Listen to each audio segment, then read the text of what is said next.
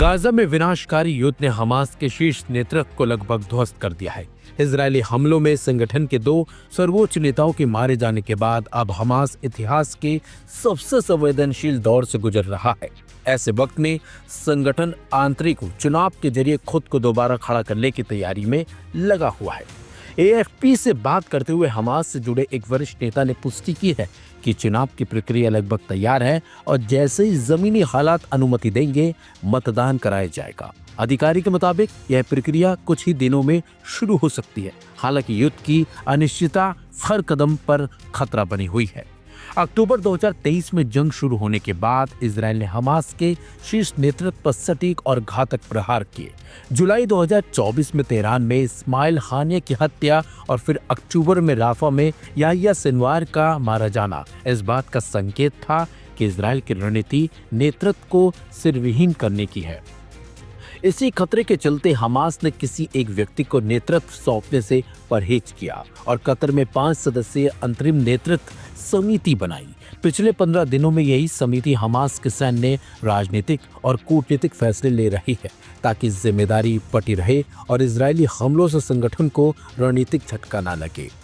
अब हमास 50 सदस्यों वाली नई शुरा काउंसिल बनाने की योजना में है, जो गाजा, वेस्ट बैंक और विदेश में मौजूद इकाइयों द्वारा चुनी जाएगी। यहाँ तक कि इजरायली जेलों में बंद हमास कैदी भी अप्रत्यक्ष रूप से इस चुनाव प्रक्रिया का हिस्सा होंगे, जो युद्ध के बीच संगठन की जमीनी पकड़ और वैचारिक एकजुटता को दर्शाता है।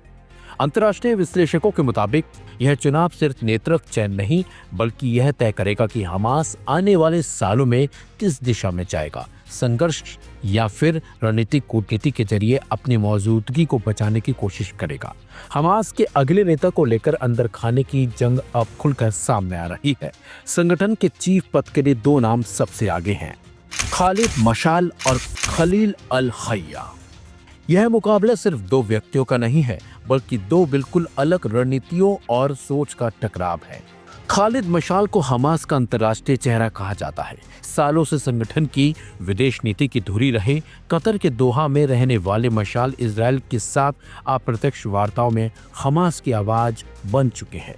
उनकी सबसे बड़ी ताकत है वैश्विक कूटनीति की समझ और अरब के साथ साथ पश्चिमी देशों तक पहुंच। 1997 में जॉर्डन में मोसाद के जहर हमले से बचना मशाल को एक जीवित प्रतीक बना गया।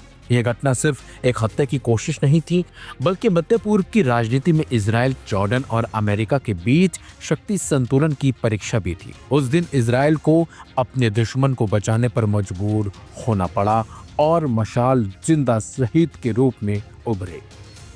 इसके उलट है खलील अल हैया। जी हाँ, खलील अल हैया हमास की सख्त ज़मीनी और सैन्य सोच का प्रतिनिधित्व करते हैं। वे किसी भी कीमत पर इजरायल से समझौते के विरोधी रहे हैं और मानते हैं कि फिलिस्तीनी संघर्ष का समाधान केवल ताकत के जरिए ही संभव है।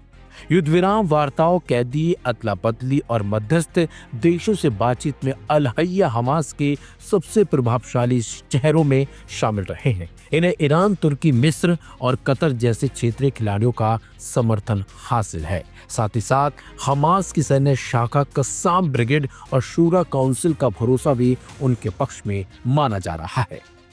अंतर्राष्ट्रीय रणनीतिक जानकारों का मानना है कि अगर मशाल चुने जाते हैं तो हमास कूटनीतिक लचीलापन दिखा सकता है। वहीं अगर अल हैया संगठन की कमान संभालते हैं तो मध्य पूर्व में संघर्ष की लपटें और तेज हो सकती हैं।